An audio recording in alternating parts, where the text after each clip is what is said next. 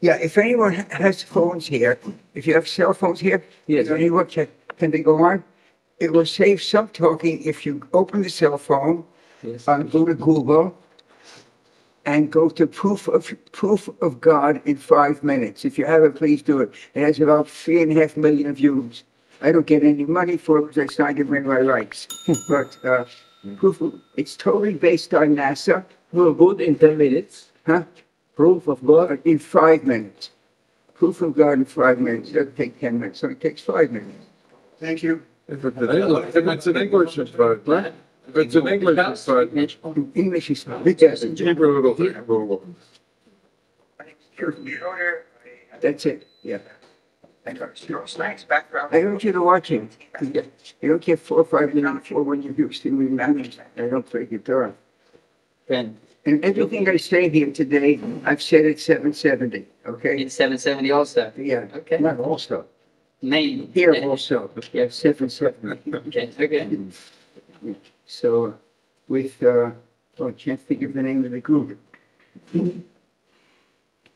Her husband was killed by a drunken driver, and she has it, and he and my wife are very close friends, and she stays with him as he comes, and, pardon me, but my brain is not quite as active as it used to be.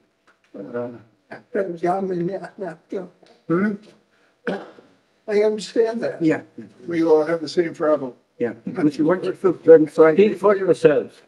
Yes. Excuse me.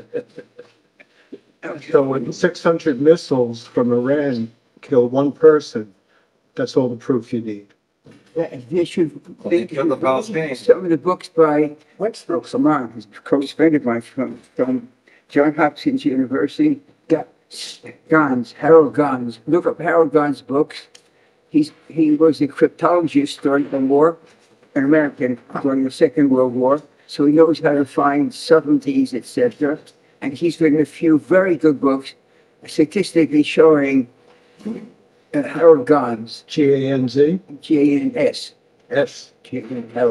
Harold Gans. He's from Johns Hopkins University. More recently, people that his books are superb on looking at the numbers behind. I mean, I think I have one actually here, not one of his, but one of the amazing things that happened during the missile war, during the Gulf War. Where do I have the, during the Gulf War, I think 34 missiles fell on Israel. There was, unfortunately, one fatality. There was only one fatality, but if I can find the write-up of it, in one of the world's 2 leading science journals. Too much stuff here, but give me a moment. It's worth seeing it because it's. I haven't heard of the editor of taking this down the name. Yes. Okay. Anyway, the title is why were the number of casualties so low? It's worth even photographing the front page, which we're happy to pass it on if I can find it. And it's this, all I got here. So you have to take a quick for the top here. Right, it was this. Here. It's worth, it is really worth, if anything, have a camera on your phone with, and you want to have a piece of documentation from the world's, one of the 2 world's leading science journals called Nature. There are 2 science journals that are in the Aleph. One is Nature, and the other is called Nature's in the UK, and Science from the other journal is called Science from the States. This is the Aleph. Why? They don't even have to say why. It's just extraordinary. It's from the Gulf War. So I'm about 20 years old, but it's still so interesting. Why were the Scud casualties so low? An interest in the scientific community. You don't get published here. Like, they're not lacking for people that want to publish here. So you don't get published here. The explanation for why there were so few casualties, because statistically, God forbid, I don't want to say the number, but it should have been vastly higher. Right. What was the reason? Luck. You gotta read it. It's really worth reading on the inside. So we can forever. And that the key is it's from the journal Nature, again, one of the two leading science journals worldwide. And what's interesting, on the title, they didn't even have to say why it is, so everyone knows it's a miracle, you know. So anyway, so the topic, the idea, the sessions that I taught at NACHLAOT for 25 years until COVID came along, and I went into pasture, is to see the shiluv, the integration between Torah and Teva, between Torah and nature and science. Torah brings wisdom, science brings wisdom. And usually, not usually, but every place I've ever found where there's a conflict, the conflict arises either a person knows a lot of Torah but not much science, or a person knows a lot of science and not much Torah. And if you know a lot of Torah and not a lot of science, don't comment on the science. If you know a lot of science and not a lot of Torah, don't comment on the Torah. You know, I mean, in my very weak studies of the Talmud, one of the most sage statements in my opinion, the entire Talmud comes in the first 10 pages. Teach your tongue to say, I don't know. That may be one of the most important statements in the entire Talmud. Think of how much grief could be avoided by people who think that they have to say something but know nothing about the topic, are willing to give their opinion, especially either on science or on Torah. So, okay. So the topic I,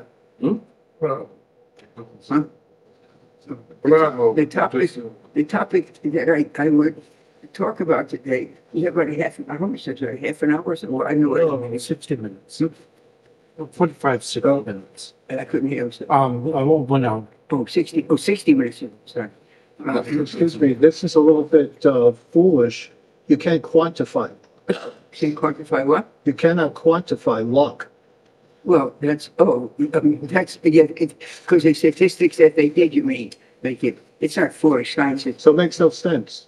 It makes a lot of sense. They look at the numbers. The reason being that it makes sense is that the Scud missiles had been used in the wars between the two, Iraq and Iran. They should have done to themselves and there'd be no problem today.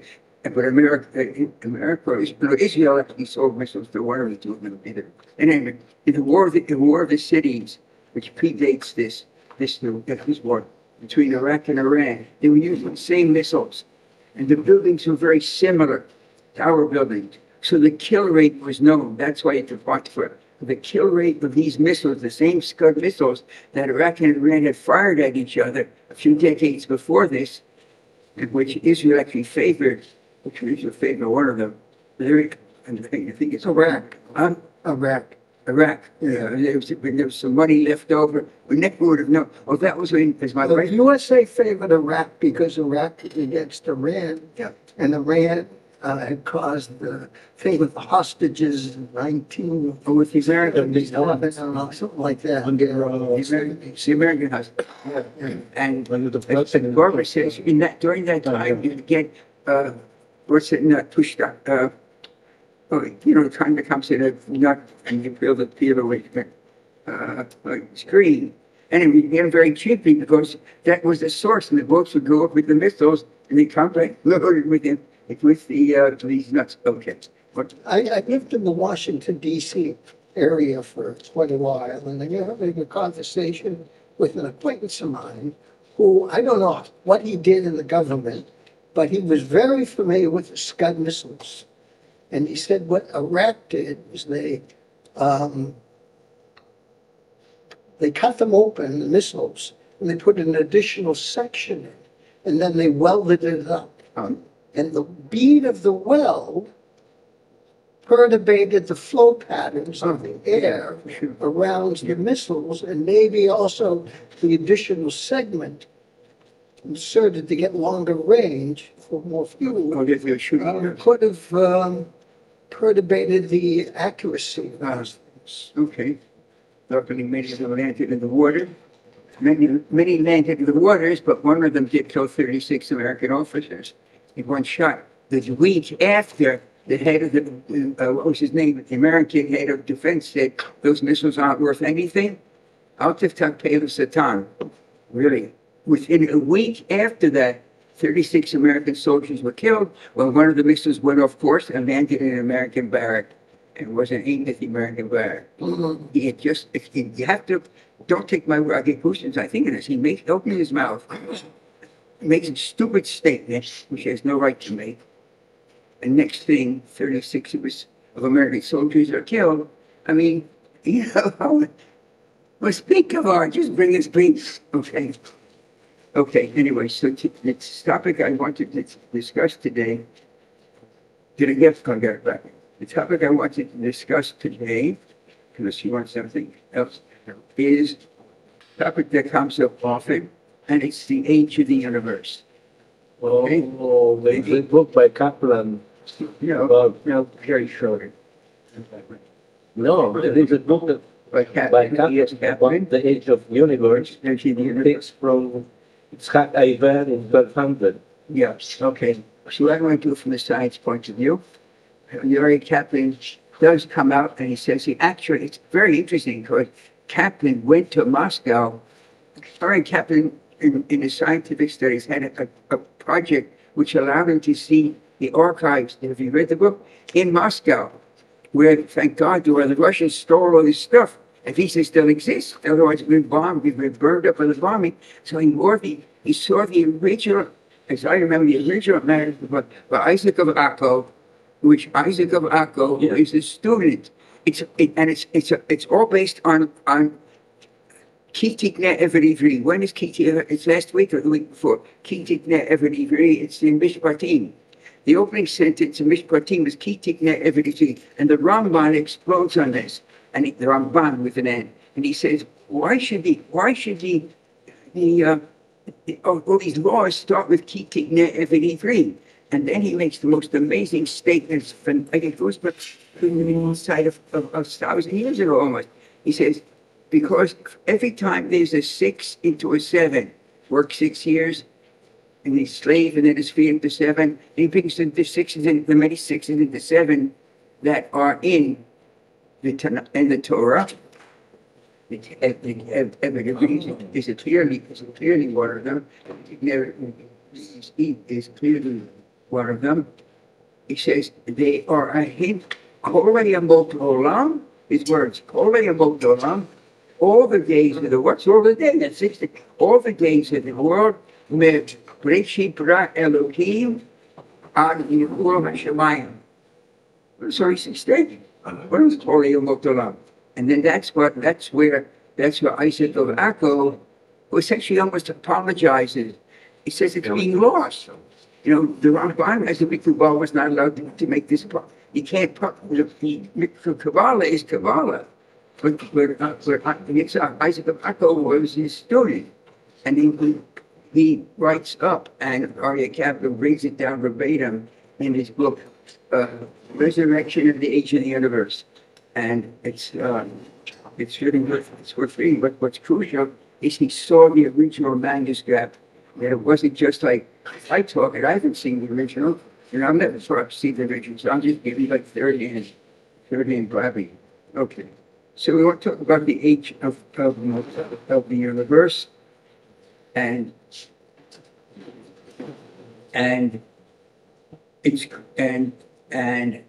we add up all the ages in the Torah, and we get less than 6,000 years. Right? And date all the ages of the Tanakh. And it's one question you have to ask is, why does the Tanakh give us the ages? You know, do I really care that Adam and Eve waited 130 years before they had the third kid? Who cares? No. But apparently, the author of the Bible cares that we knew that, because you can add up, and everyone knows the year like Abraham's birth. Everyone realizes that's 1948, and there's no wiggle room with that to keep going. And you come to numbers, you had kings and queens after, you know, and presidents, and you come to a number less than 6,000 years. You know? And yet the Torah gives us 14 billion years. 15. Of 15,5. no, 14. 15.8. 15.8. It's According to Yitzhak Iver, It's 50. Fine, okay, I know, I know. Okay. So it's between 14, I'm not worried about 8% difference in these numbers because the fact that the numbers are so close, it's amazing. The, Isaac Avako said, I have to look at that, he's what his numbers, like 15 or 14, I don't remember what it was. I have to look at that again. In any event, if whatever he gets, it's amazing because those numbers are based totally on the cycles, Shemitah. and yet what's crucial is that both Rashi, and this is embarrassing because a colleague of mine at I don't want to say university, published a book which is based totally, I was flabbergasted. He's a far better scholar than I was in the Talmud, far better. He did not know that both Rashi and the Ramban tell us that the word Yom, Breshit, means Kaf Dalet Sha'od. It's the easiest Rashi, it's in Hagiga. The easiest Rashi, in all of Shas, Rashi says Yom, 24 hours. I mean, you can't get an easier Rashi than that. So there's no wiggle room that the word day in the 6 days of Genesis does not mean 24 hours. It means 24 hours. And the Ramban slams home on that, says even more. He says, like this, you made avodah, like the 6 days of our work week. So there's no wiggle room. The 6 days of Genesis are 6 24-hour days. As the Rambam writes, like the 6 days of our work. So how can there possibly be that we have a lot of science data that show the universe is billions of years old? Remember, I repeat myself now. I've given this talk at least once at 770. I know I've given it in Chabad, in Vegas, in California, in South Africa, and in Australia. So, Just told a lot of token. oh, okay. I got myself a piece of glass this morning. See, it's still in there. So how is it possible that we have 6 24-hour days and also we're at 13.8 billion years from the science point of view. And it all comes down to perspective.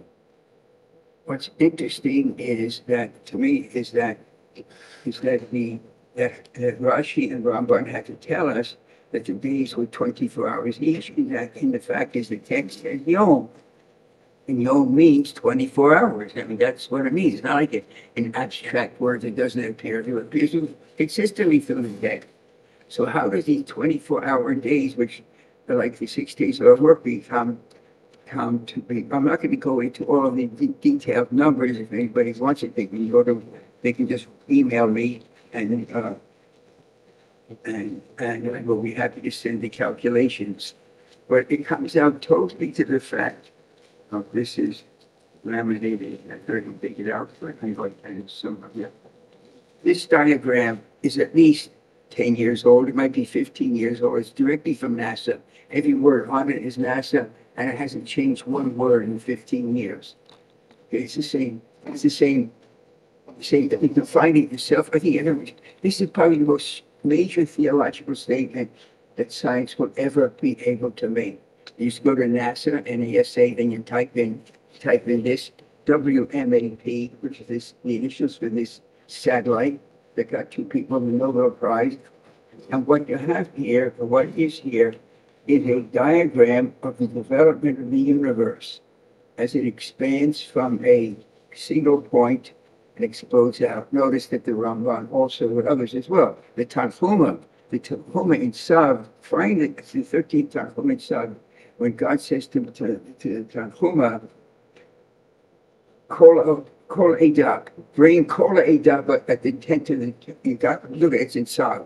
The Tanhuma in Tzav, where God says to Moses, bring Kol Edah, the Petach Bochamod, and Moses, and then the Tanhuma invents a Midrash there.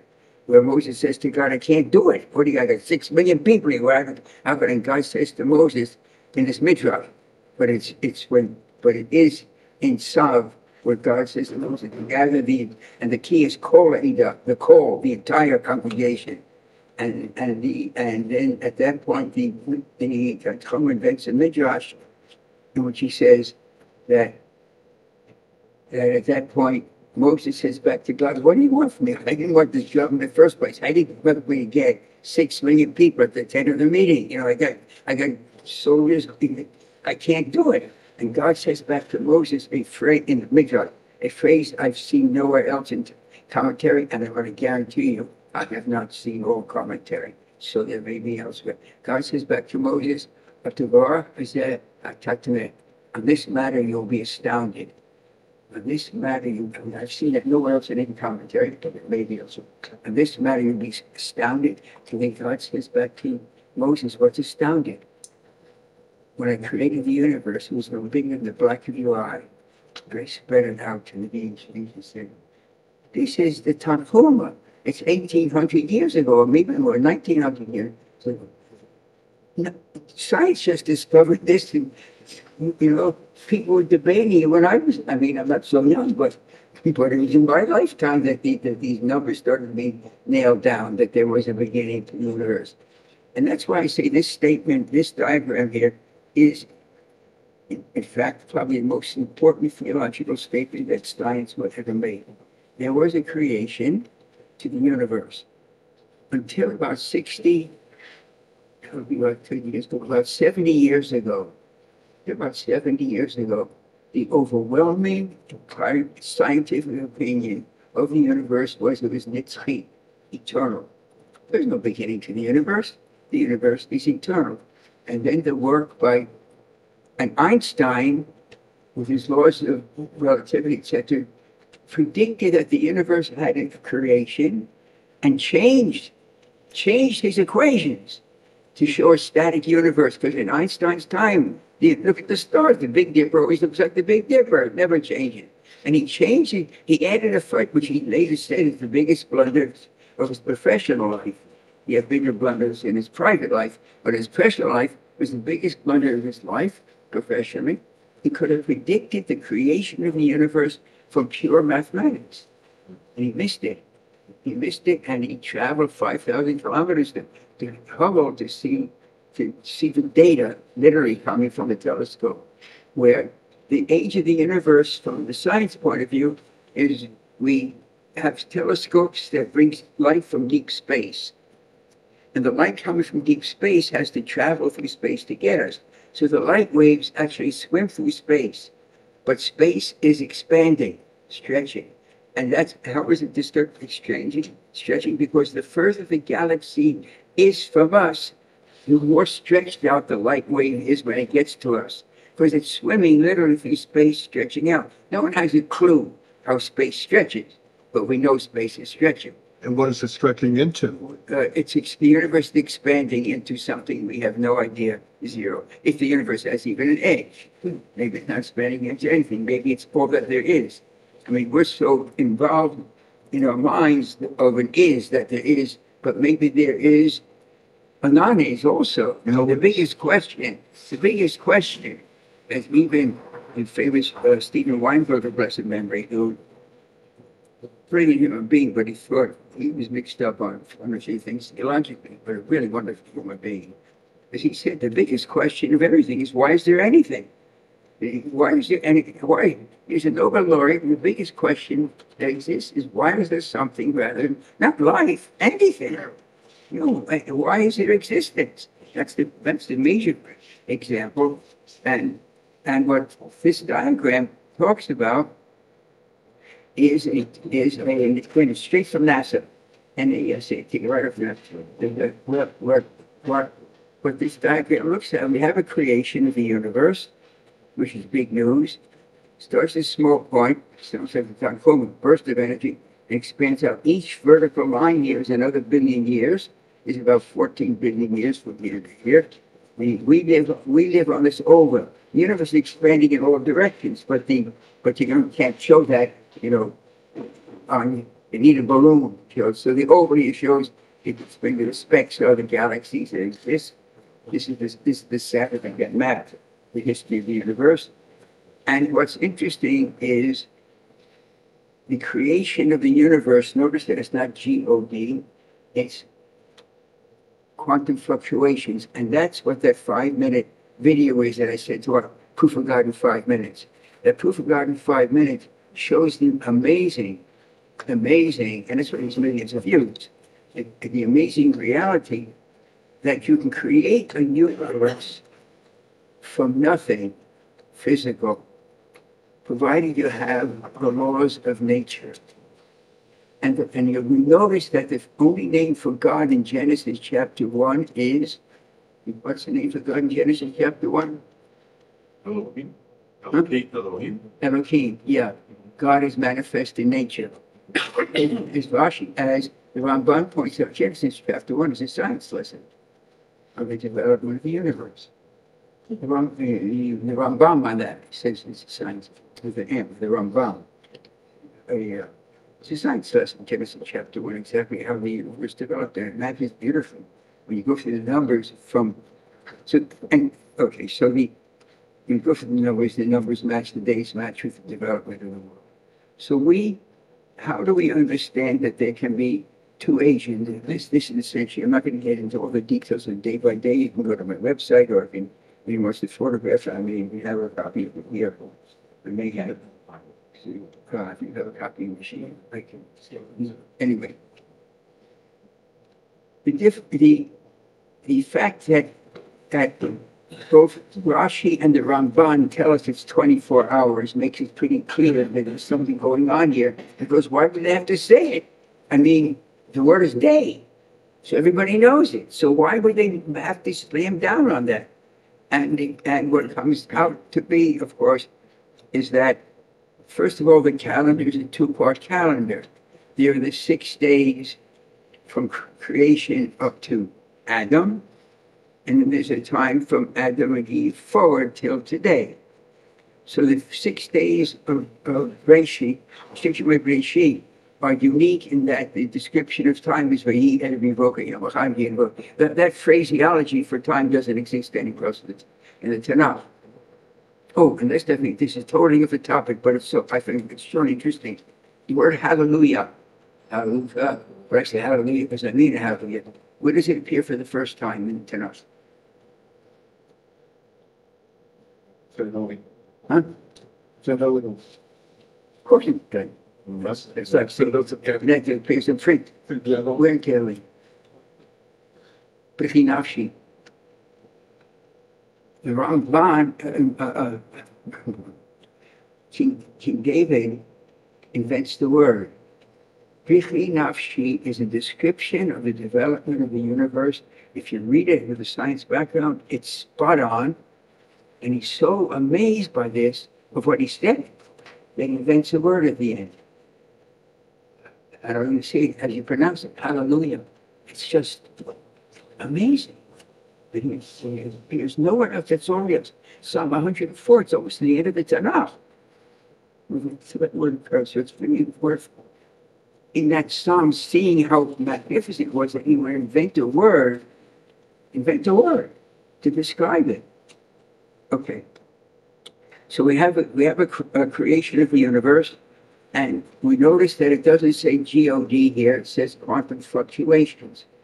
Now, that was first presented by a scientist who went to his grave with no acknowledgement, almost no acknowledgement, Ed Tryon, Tryon, Ed Tryon, in 1973, published an insight was amazing, that it would be possible to create a universe from nothing physical, provided you had the laws of nature.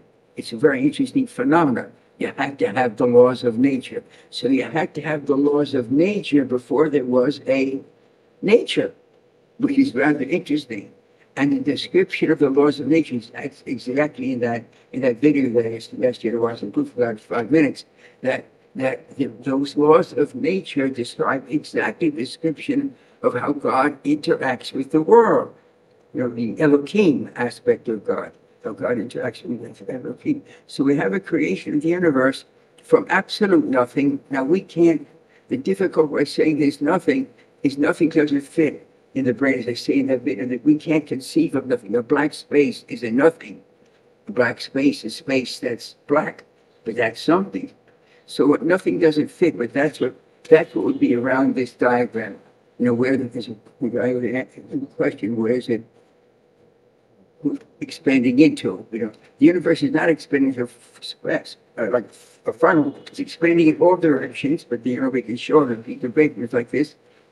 And when we look at the universe, here's the whole key to the age of the universe, and there'll be a further. We measure the age of the universe from here, looking back into space. The Torah gives the Torah. I wouldn't have seen it. We've all read it 100 times. It's not what age we are. Yeah, 100 times. Twice a week. And the key, as Nachmanides points out, is the ordering of the number of the days in Genesis chapter 1. How does it read? For the first day, V'hi Erevi Boker, Yom, Echad. This next day, V'hi Yom, Sheni, it changes. The Rambam said, why does it change Yom Echad? Lama lo Yom Rishon. Why on the first day? Then he makes the most amazing statement. Is the Torah could not write a first day on the first day, because the only time you can write first is when there is a second. I fought in the first Lebanese War. When I was fighting the first Lebanese War, I didn't say I'm fighting the first Lebanese War. I said I'm fighting in Lebanon. But now when I discuss my kids and grandchildren and other people, I have to say I fought in the first Lebanese War. Why? Because of that war. Because unfortunately there's been a second Lebanese War.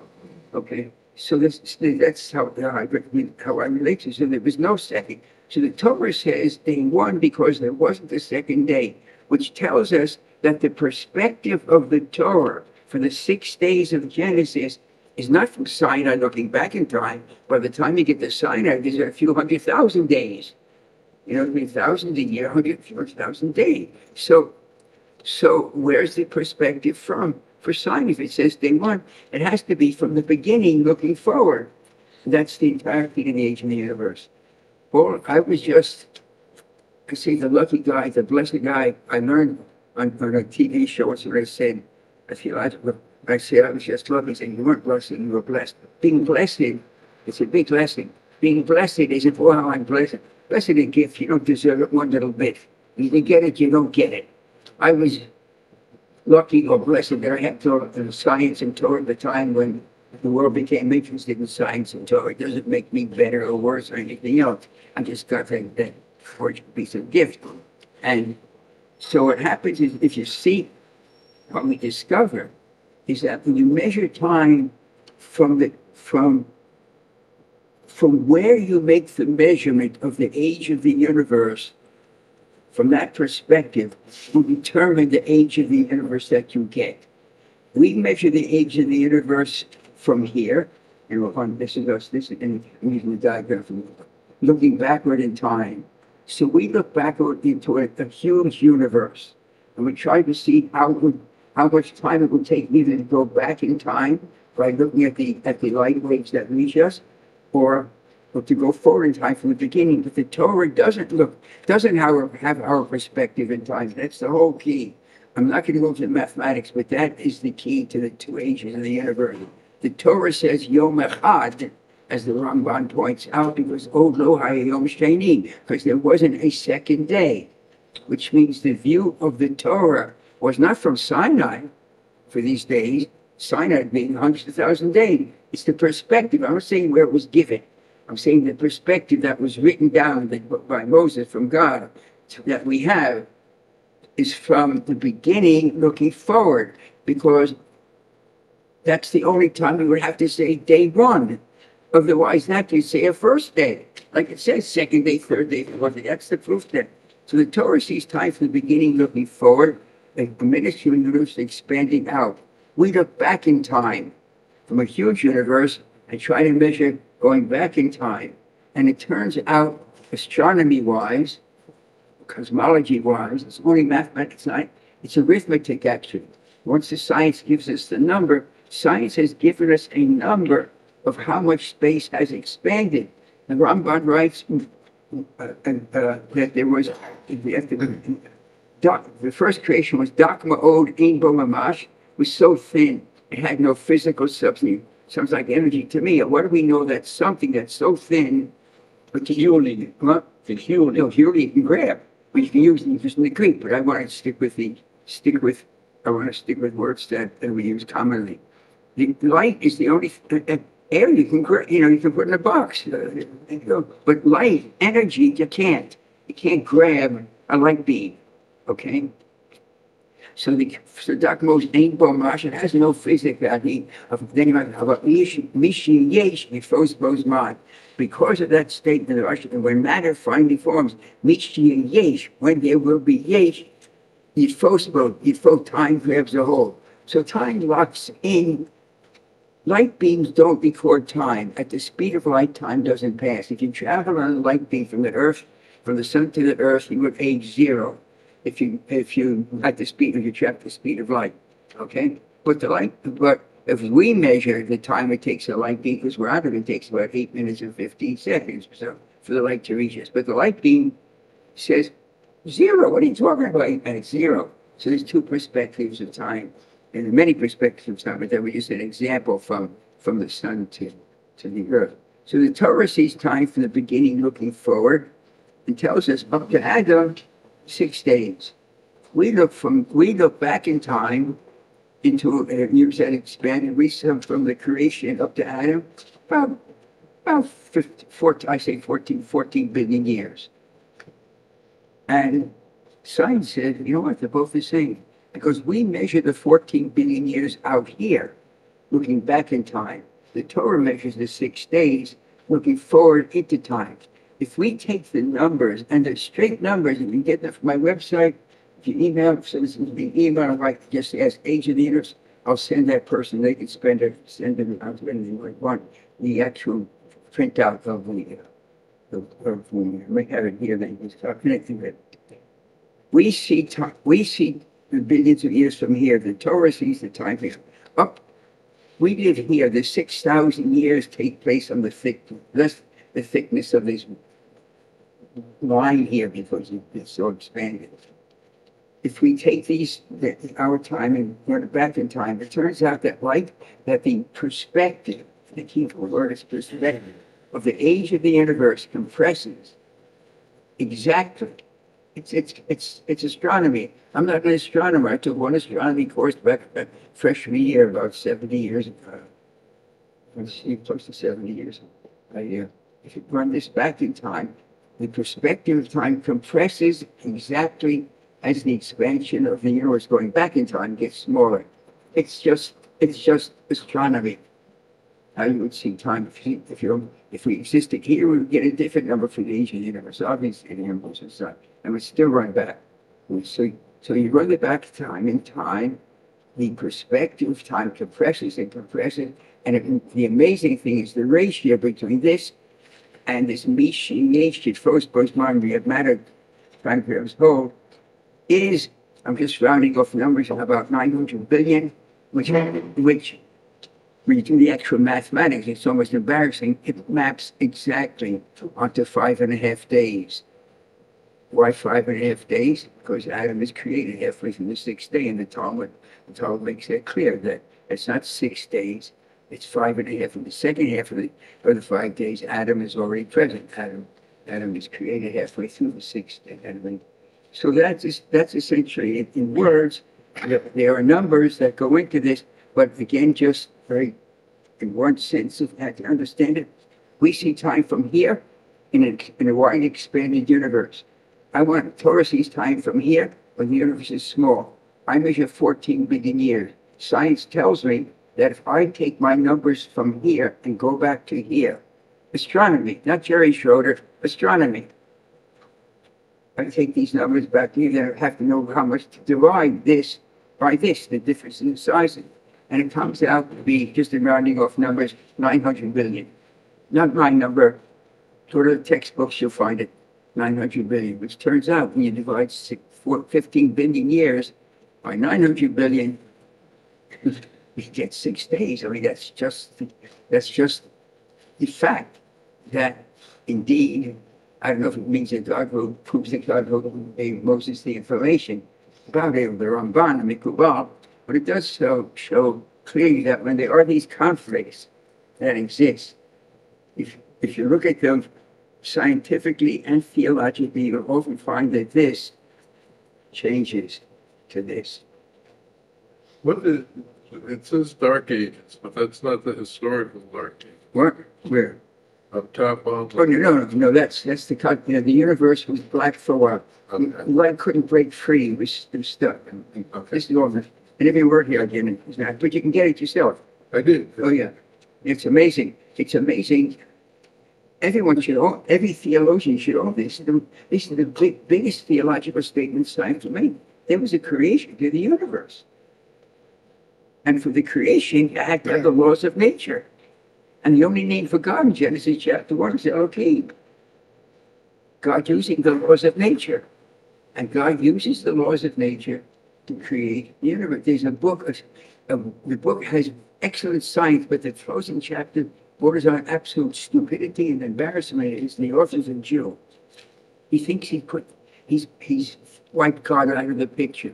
He shows how you can create the universe from nothing physical, provided you've got the laws of nature. And it doesn't sink into his head that might be quite a constraint. You have to have the laws of nature. Excuse me, I have a question. You said you made a speech about this to the Rebbe. To the Rebbe, No, in 770. at 770. What did they answer to you? Not the Rebbe. I gave it 770. So what did they answer to you? Come again. And they said they want another. I've been there more than once. So this was the first one I gave. They said, come again. It's a society there, 770, and it's a society. It's named after the name. My wife knows. She stays with her when she comes to Israel. It's Branya. I don't know. Remember, I can't bother my wife. She's at work. Her husband was killed by a drunken driver. They crashed into the back and he broke his neck and he died. It's very, not so long ago, maybe. Well, it's like 15, 20 years ago. And she established this society. And he didn't pay me. I mean, it's just, where time to give it. And this essentially, this was essentially the talk, the information that I said there. And No, because the Rebbe had a different point of view. no, it's just, that's what you're missing. The days are, I make it very clear to the camera. The days of Genesis are 24 hours each. They lasted 6 days of 24 hours each. If you have the perspective of the Torah, of looking at it, the days are 24 hours each, exactly as the Rebbe said. If you take the perspective of the universe, looking at it from the universe, from the beginning scientifically, you see another perspective. And I can guarantee you, if you went to Jupiter and made an measure of the age of the universe, you'd get a different number also. Okay? So it is totally where your perspective is. The perspective of the biblical perspective of the age of the universe is spot on. And what's nice is, what's going to say it, but it's nice that as a scientist, I don't have a problem with it because the science matches that exactly. That's right to the camera. You understand the mathematics behind it? It's very straightforward. Yeah, I have a PhD from MIT, and a bachelor's from MIT, and a master's from MIT, and a PhD from MIT, and then 7 years in the physics there. Now, the only embarrassment about MIT is the dean is a Jew, and she favors the Palestinians. They should have thrown her. Did you hear the American ambassador to the United Nations, Stefanik or something? She engineered the throwing out the head of Harvard and the head of Harvard and Penn. Columbia also, no? Huh? And also Columbia University. I don't know about Columbia. That I can't say. But the head of MIT, who's a Jew, the dean is a Jewish, he's a woman Jew, who feels the pain of the bleeding Palestinian, but doesn't feel the pain of the bleeding Jews. What kind of a person is this? And she would, even though it was shown that her stance was disgusting on television, everyone saw it. I don't know if you saw it, I followed it because my wife went to Penn. And in any event, she wouldn't step down, chutzpah, to embarrassment to the Jewish people. And, well, I don't know what it's getting at here. Anyway, but when I say MIT, I have a little bit of embarrassment because there's all this Jew hate. I spent 14 years there. Never was there any hint of Jew hate. Nothing. I had Gentile friends, Jewish friends, white friends, black friends. Never a hint. But you know what? When I would double date sometimes and then go to a different campus, because my date had a friend from, and the campus was less intelligent. Pardon me for saying so. That's the first time in those 14 years I ever heard Jew hate on these lists. So I said, so at the beginning I said, it'll never happen at MIT. They're too intelligent. But what was it, Kuwait or what? Not Kuwait, whatever it was, the place in maybe they had is funded all these professors. Trump. I say literally, thank God for Trump. Thank God they stole the election from him last time. So he lost, so he was available to me now. I did a calculation, it was published, I don't know if anyone saw it. I did a calculation of the bullet that hit his ear. I mean, how much guns to come down and white made in heaven at the gun. It's a very straight calculation, know a little bit of mathematics, so we know exactly how far away the shooter was from the gun. So to miss his, God forbid, I'm not say, by about 3 centimeters, because that's about what it was, about 3 centimeters from here. You know how much the angle of the gun has to be off. The angle of the gun. Millimeter. They said, Oh, that's ridiculous. God forbid, blowing his head up a millimeter. The thickness of a human hair. The angle of the gun at 1 meter from the out. You know, the further out you get, you can't get at 1 meter out from the gun. The angle was off by the thickness of one human hair. It doesn't make sense. I think Trump is exactly correct. He's trying to get God back into the equation. It's a miracle. they said also because he moved, the way he moved his head, also. It's only because he moved his head. As he pointed out, why did he move his head? As he pointed out, they never bring this down over here. They always bring it down over here, whatever he's looking at. It's only because he moved his head that he missed. The gun and the shooter was very accurate. He had a very good sight. He had a range monitor, so he knew how to the range of it. That was a marksman. The only problem is they killed him. They marked the killer. That's a shame because there's a lot of espionage went down the drain when they killed him, as opposed to grabbing him and finding out who was behind him. Okay, so I always say, sei gesund und dankbar. Sei gesund, so must be. Van hoe komt dit? Sei gesund und dankbar. Go with health with great thanks. Van hoe?